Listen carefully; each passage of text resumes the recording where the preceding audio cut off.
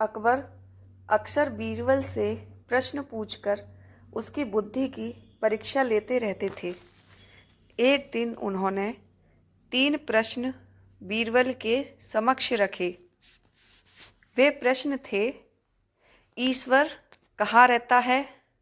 ईश्वर कैसे मिलता है? और ईश्वर क्या करता है? प्रश्न सुनकर बीरबल ने कहा, जहाँपना, मैं इस प्रश्न पर उत्तर सोच विचार कर कल दूंगा। अकबर ने बीरबल को दूसरे दिन तक का समय दे दिया।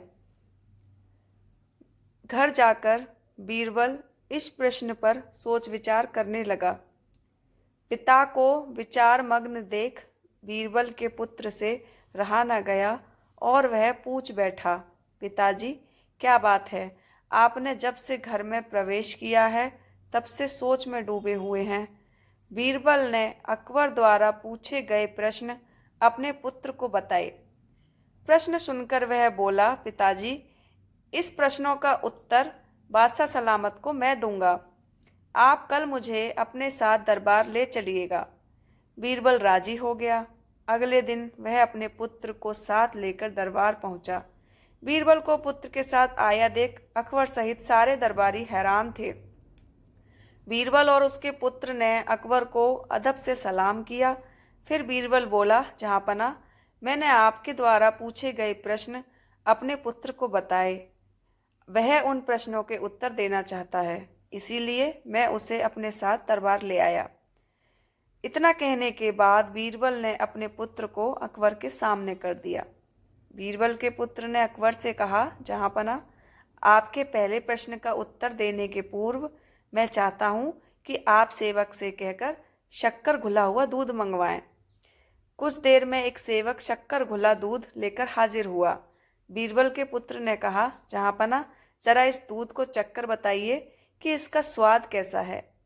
अकबर ने दूध चखा और बोले, इसका स्वाद मीठा है। क्या आपको इसमें शक्कर दिखाई पड़ रही है? बीरबल के पुत्र ने पुनः प्रश्न किया। नहीं तो वह कैसे दिखाई पड़ेगी? वह तो पूरी तरह से दूध में घुल चुकी है। अकबर बोले, जी हुजूर, ठीक इसी तरह ईश्वर भी संसार की हर वस्तुओं में रचा बसा हुआ है। यदि उनकी खोज करें तो वह हर वस्तुओं में मिलेगा। इसके बाद बीरबल के पुत्र ने दही मंगवाकर अकबर से पूछा, जहाँपना, क्या इस दही में मक्खन दिखाई दे रहा है?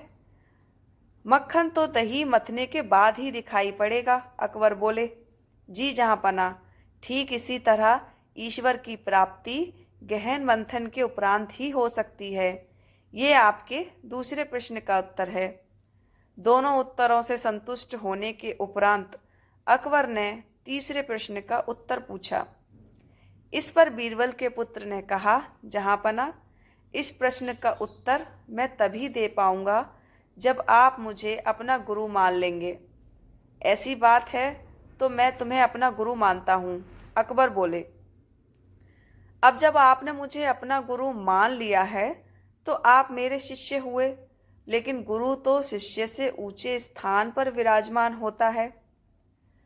यह सुनकर अकबर सिंहासन से उठ खड़े हुए और बीरबल के पुत्र को सिंहासन पर बिठा दिया।